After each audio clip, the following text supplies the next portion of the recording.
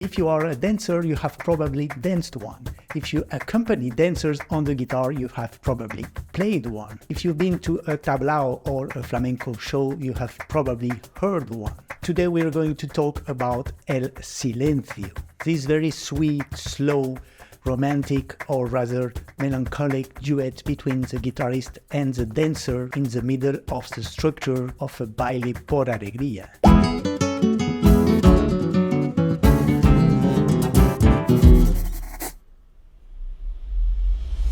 Hi, this is Guillermo Guillen for FlamencoMAPS. Welcome to my channel. Whether you dance flamenco, you sing, you play guitar, you play palmas, or you just love it and you want to know how it works, let's unravel together the secrets of the silencio. Like most things in flamenco, El Silencio is not free or random. There are rules to follow, to play, to compose, to dance, or to choreograph a standard traditional silencio. But there is also a great freedom for interpretation and a lot of room for improvisation and creativity. So quickly about the name, Silencio means silence. Easy one, right? We can imagine that it comes precisely from that slow and calm character, contrasting with the very energetic cante part in the Baile por Alegría.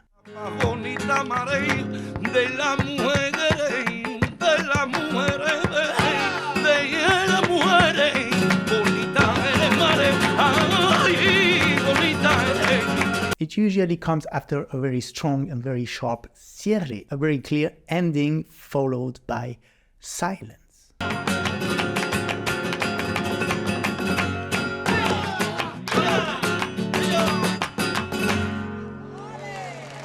So actually the silencio emerges from silence. Before that, the silencio was also called la campana, the bell, or just variations, or falseta. And that's interesting for us in terms of understanding and structure.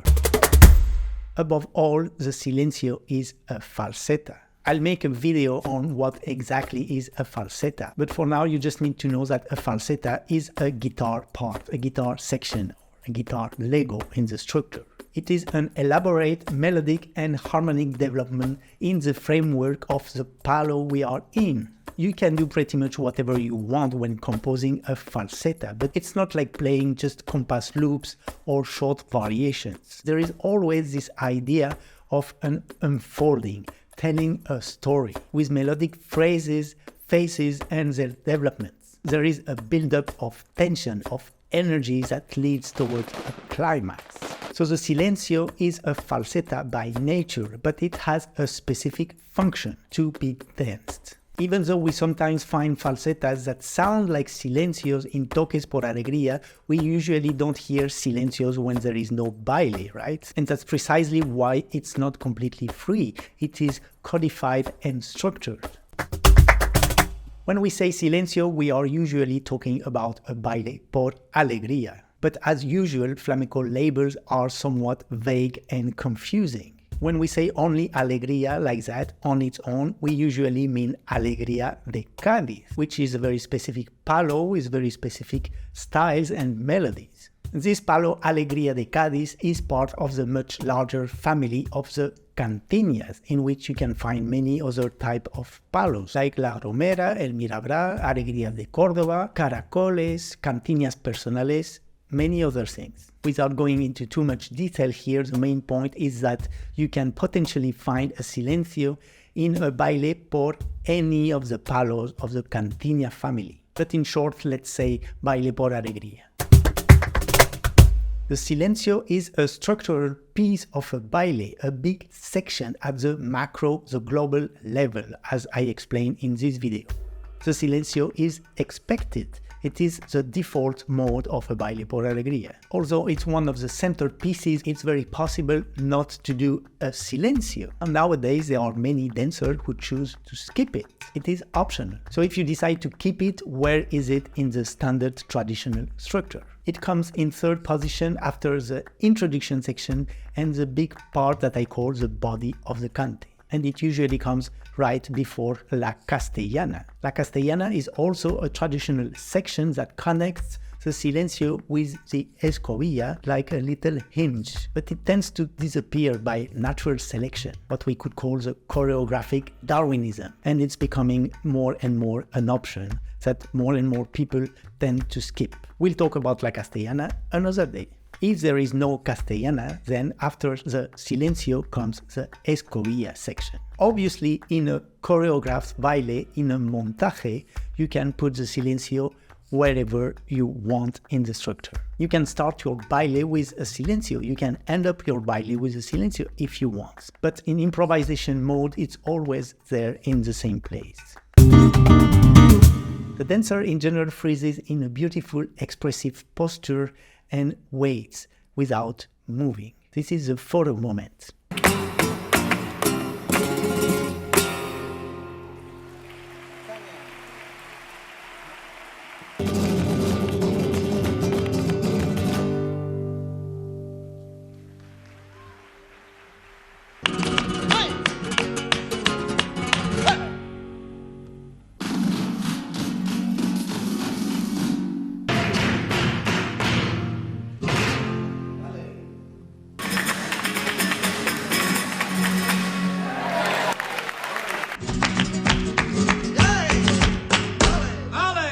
And then the guitar initiates and strikes out a few slow and solemn chords. We traditionally play chords that sound like a bell, a campana, something like that.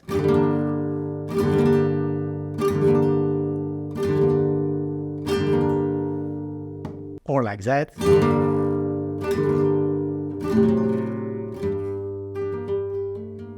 I don't know if it's the reason for the name, but at least it's very evocative. The two main obvious musical characteristics of a silencio are that it's slow and it's in minor. The minor harmonic context offers a great contrast with the rest of the Alegría that is in major. If these different colors, different harmonic contexts are not clear for you, you can go and check this video where I explain everything about it. Regarding the compass, we are por Alegría or cantinia, where the compass is the 12-beat solea type compass, like this. This type of compass is accented on beats 3, 6, 8, 10, and 12. However, in the case of silencio, we have 12 beats, but they are rather accented in this way, with the accents on 1, 4, 7, and 10. 4 Legos of 3 beats each, with the accent on the first beat of each Lego. So basically in 3 feel. 1, 2, 3, 1, 2, 3, 1, 2, 3. But about the cycle, even though we are in 3 feel, we always respect the 12 beats length. 1, 2, 3, 4, 5, 6, 7, 8, 9, 10, 11, 12. It's not a coincidence. There is a very good reason for that. And there is a lot of polyreason that results from the superposition of these two rhythmic patterns. It's very interesting, but I'll explain it in another episode. For now, if you listen carefully to traditional phrasings, you can hear very clearly that it's the first beat of each Lego that is accented.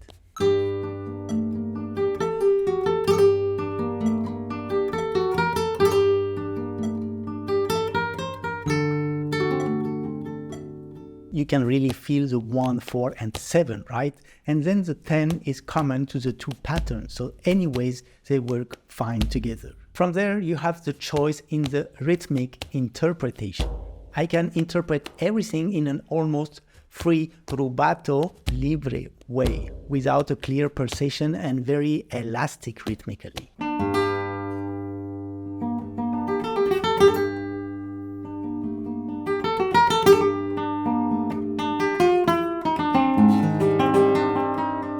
Or on the contrary, very much accompanied with a clear feel of the tempo and the beats.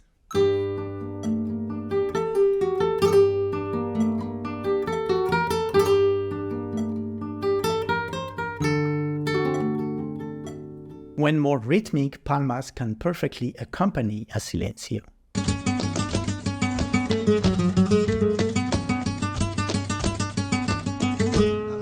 When the silencio is double long, it's very common for the first part to be rather free, the minor part, and then when you come to the major part, you start picking up a bit of compass. This way you progressively build up the tension, the energy.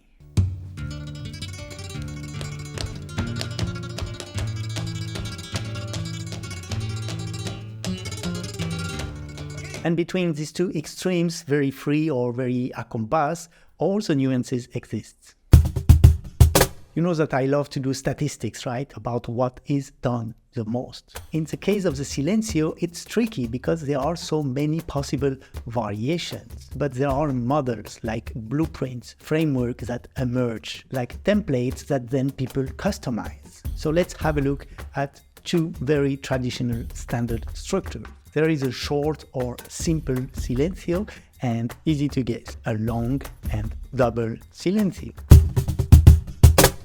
Let's start with the structure of the long silencio. There is first an introduction of two compasses of 12 beats in minor.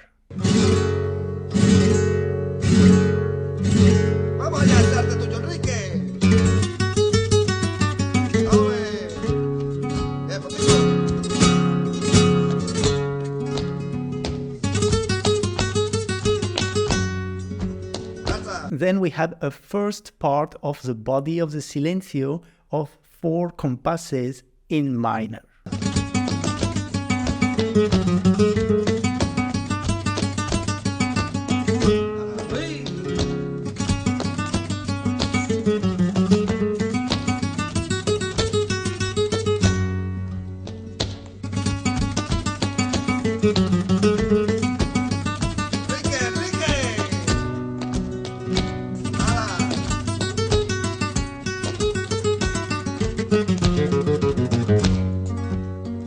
And then the other part of the body of the silencio that goes to major.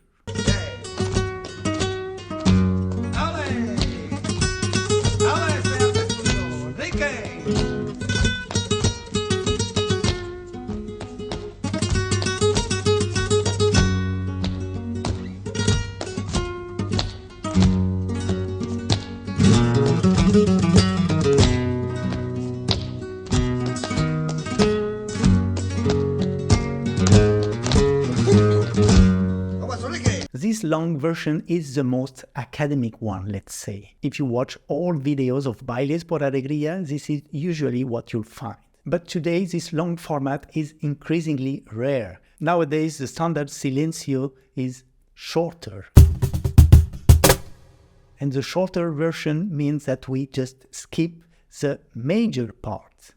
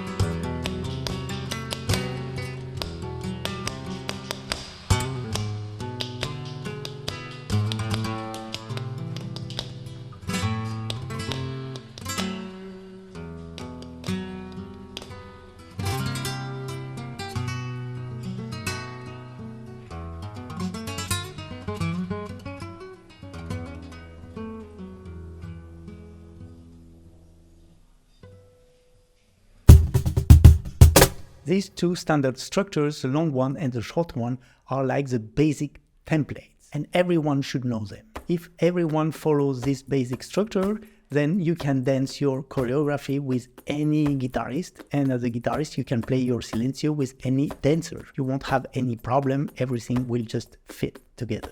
That's why in improvisation mode or in tablao, it's always safer to keep this traditional structure so that you don't confuse anyone. It is the common knowledge of these traditional structures that allows us to have a common ground, but from there we are free. Always keep in mind that things evolve and change. This is art, and after a point you can do whatever you want. Also, depending on the artist, the project, the type of show, it can become very experimental. Being an important guitar part, it's also the opportunity for the guitarist to show off a little. And sometimes they just compose original silencios that don't comply with the standard traditional structure. It's like everything in flamenco. You have to learn the standard forms, but then you have to keep the forms open. You can improvise, you can create, you can experiment according to your taste, your level, your abilities, and also depending on the other people on stage. You have to know if they will be able to follow you or not if you venture away from this traditional structure. You can't be on stage and just perform your choreography or play your falseta without taking into consideration what the other person is doing. You have to constantly adapt to what's happening. And many times it is by understanding the difference between the standard structure and what is really happening that you'll be able to improvise and to keep track of the structure. If you understand that, oh, he skipped the intro or she made the major part shorter than usual, then you can adapt and enjoy instead of panicking and messing up. Here are a few common possible variations that will help you decipher, let's say, less standard silencios. Sometimes they skip the introduction.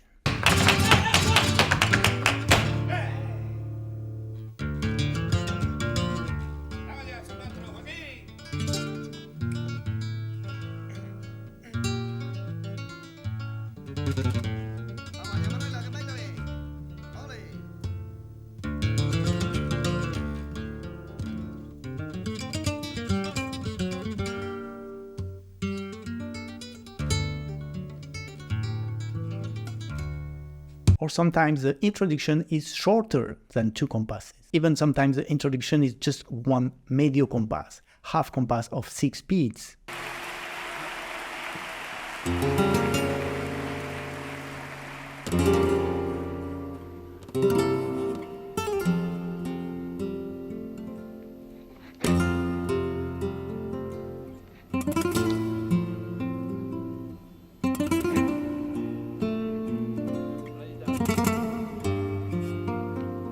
Sometimes the minor or the major parts are shorter or longer. In both cases, in a short or a long silencio, it happens a lot that the last compass, the last cadence, the very last resolution is doubled or extended.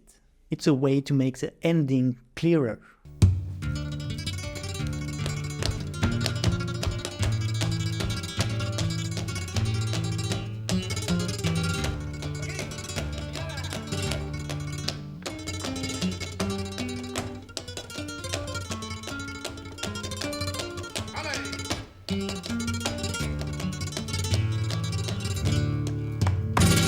Sometimes everything is a bit mixed up and you can't really discern different parts. It's just like one block.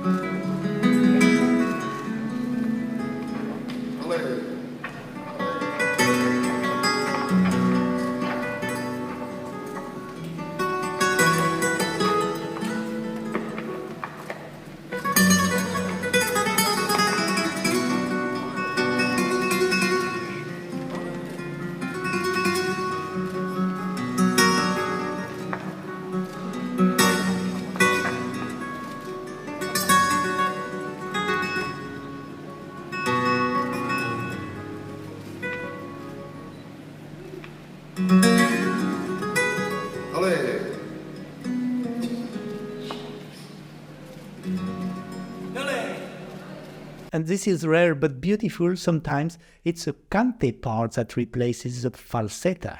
Like, for example, a milonga, because a milonga is free, there is usually no trace of a pulsation of a compass, and it's in minor too, so it matches very well. Or in this example, Concha Jareño uses the minor part of the Alegría de Córdoba as the second part of her Silencio, and it's beautiful.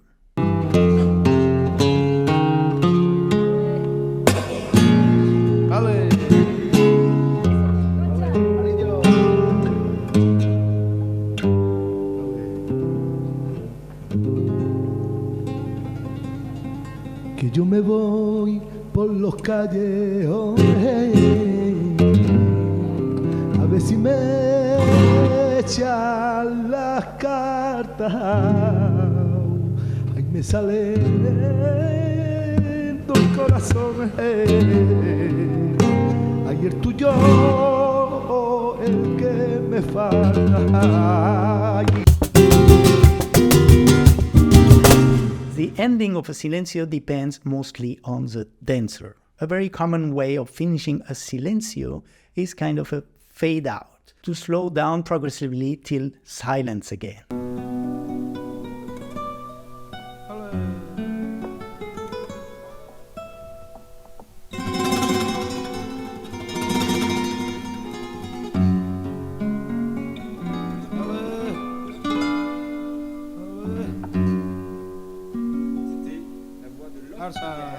Then the choice will be Castellana or Escobilla.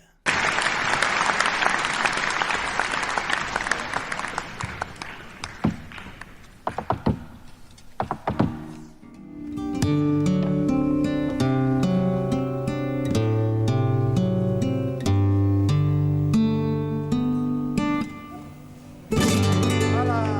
¡Elegancia! ¡Elegancia! ¡Ole, de verdad! ¡Ole! Vamos a verte ahí, señora. Vamos a verte.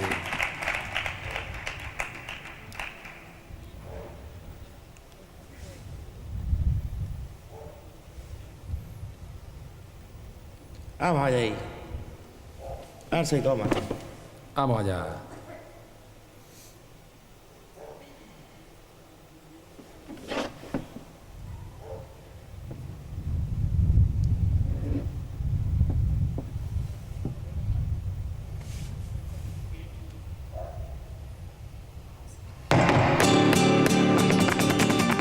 But you can also maintain the same tempo and same choice, Castellana or Escobilla.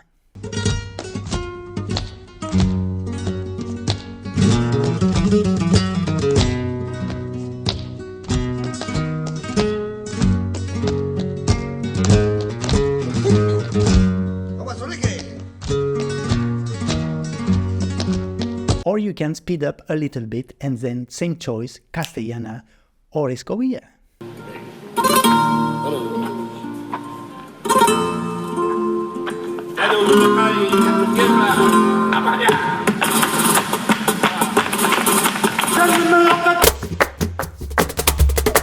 Here are a few tips I would like to give to you dancers and guitarists for communication and improvisation. Guitarists first. If the dancer does not specify, it's usually because he or she wants a silencio, and it generally means the short, the simple one, only the minor. But I think it's always safer just to ask before going on stage. Personally, this is the only thing I ask for a baile por alegría. Silencio or no silencio, it takes 2 seconds. Adapt your interpretation to what the dancer suggests. The tempo, the feel, accompany, freer. So it's very important to practice your silencios, your falsetas, in different ways so that you have different possibilities. It's not like that you have to learn one free silencio and one silencio accompany. You can very well play the same silencio with different rhythmic feels. Be aware of the level of your compañeros on stage, the other artists. In improvisation mode with an experienced dancer who you know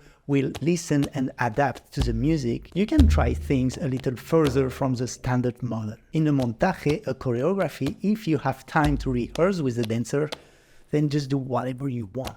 Just try to keep the spirit of the silencio. Dancers also keep the spirit of the silencio. It is a moment of dance expressed with the body rather than footwork, rather lyric than rhythmic. You can use footwork as punctuation to spice up the caídas, but maybe don't put heavy footwork everywhere. For that, don't worry, the escobilla is coming.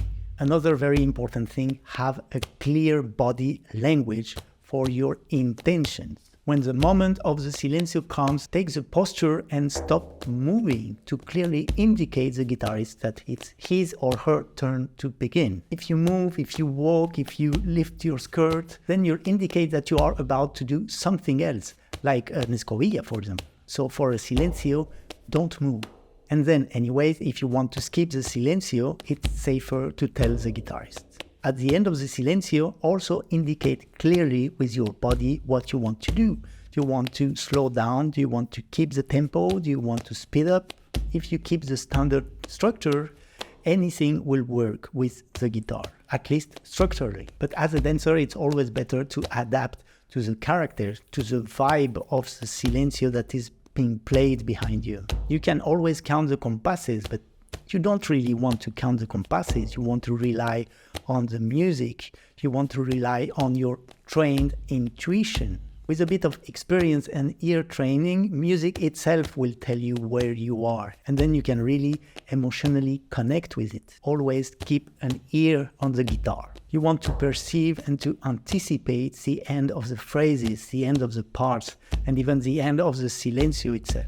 If anything happens, if you get lost, if the guitarist gets lost, or for whatever reason the silencio is not the standard shape, your only lifeline is this. If you are rehearsing for a show and you are working with a specific guitarist, just ask him or her to record the silencio for you. Then you can work on it and you can customize your choreography to make it match the music and find little details, little things to emphasize. So these are the main lessons for us.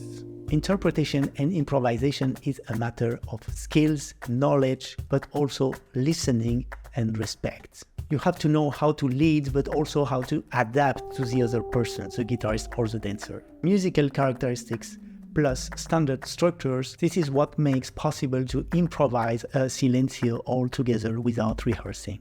Know and practice the different standard structures, the short one and the long one, and the different possible variation. Then choose to follow a standard structure or not, but knowingly. There is a character of silencio, but there is infinity of ways of interpreting it. And that's it for today. Thank you so much for watching. I hope it helped. If it helps, you can also help me by liking this video, sharing it, put me a nice comment, ask me any question. Please also consider supporting my work on Patreon. I leave the link in the description. And as always, go and visit FlamencoMAPS.com where I explain my online classes, courses, and my way of teaching flamenco. I see you there. Till then, Silencio.